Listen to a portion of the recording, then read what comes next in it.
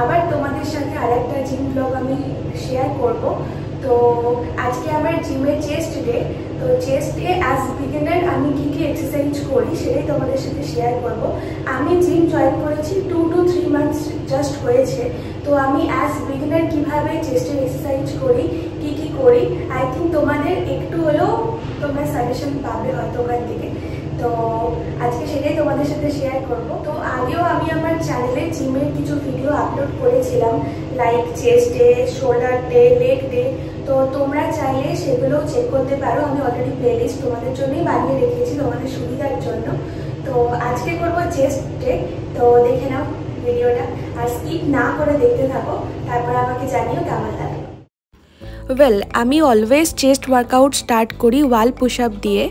যে কোনো chest exercise করার জন্য কিন্তু ওয়াল পুশ আপ খুবই ইম্পর্টেন্ট। আর আমার মতো তোমরাও যারা নতুন জিম স্টার্ট করেছো অ্যাজ বিগিনার, তোমরাও কিন্তু ওয়াল পুশ আপ করো, তারপর কিন্তু তোমরা অ্যাডভান্স পুশ আপ করতে পারবে।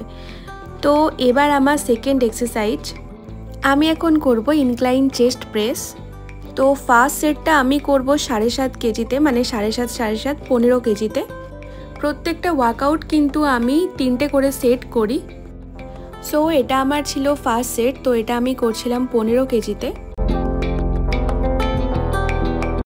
আচ্ছা, তো সেকেন্ড আর থার্ড সেট আমি করলাম 10-10 20-তে। এবার শেয়ার করছি তোমাদের সাথে আমার 3 নাম্বার ওয়ার্কআউট আজকের।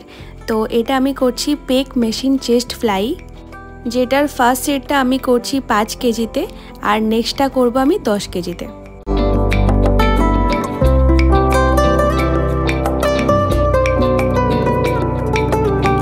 সেকেন্ড আর থার্ড দুটো সেটই আমি 10 কেজিতে করব। এক একটা সেটে আমি 12টা করে রেপ করি।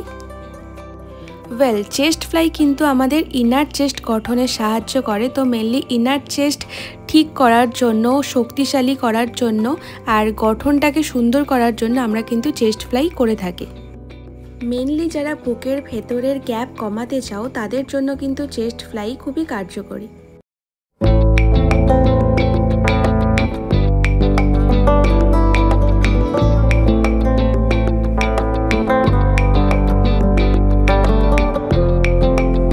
আচ্ছা, প্রত্যেকটা এক্সারসাইজের পর কিন্তু 1 থেকে 1.5 মিনিট করে গ্যাপ দেওয়া খুবই প্রয়োজন। এবার আমি করব স্মিথ মেশিন বেঞ্চ প্রেস। এটা আজকে আমার 4th এক্সারসাইজ। আমরা যারা জিমে বিগিনার তাদের জন্য ফ্রি ওয়েট বেঞ্চ প্রেস কিন্তু কখনো কখনো ভয়ঙ্কর হতে পারে, বাট স্মিথ মেশিনে যেহেতু সেফটি লক আছে তো এটা তাই সেফ। তোমরা সেফভাবেই এই মেশিনটাতে এই স্মিথ মেশিন বেঞ্চ প্রেস করতে পারো। ওয়েল, সো আমি আজকে 10-10 20-তে বেঞ্চ প্রেস করছিলাম। তো এই স্মিথ মেশিনে আমরা কিন্তু অনেক বেশি ওয়েট তুলতে পারি, কারণ আমাদের ব্যালেন্স নিয়ে কোনো চিন্তা থাকে না। এতে আমাদের চেস্ট মাসল গ্রোথ আরও ভালো হয়।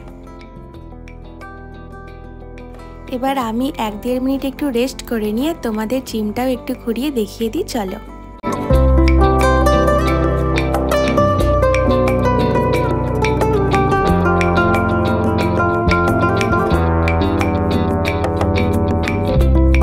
আজকের 5th অ্যান্ড ফাইনাল এক্সারসাইজ হলো ডাম্বেল পুল ওভার। তো আমি এটা করব 7.5 কেজিতে। আচ্ছা, ডাম্বেল পুল ওভার কিন্তু আমাদের বুক এবং পিঠ দুটো পেশি গঠনেই কিন্তু সাহায্য করে। তো এই এক্সারসাইজটা আমি 7.5 কেজিতেই 3টে সেট করব।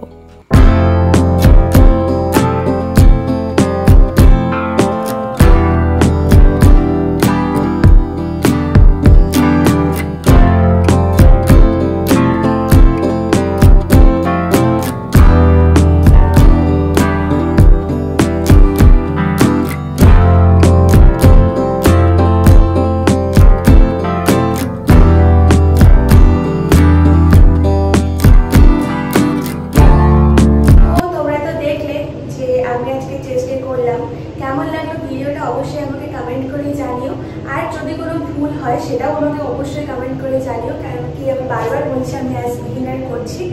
তো ভালো লাগলে একটা লাইক আর কমেন্ট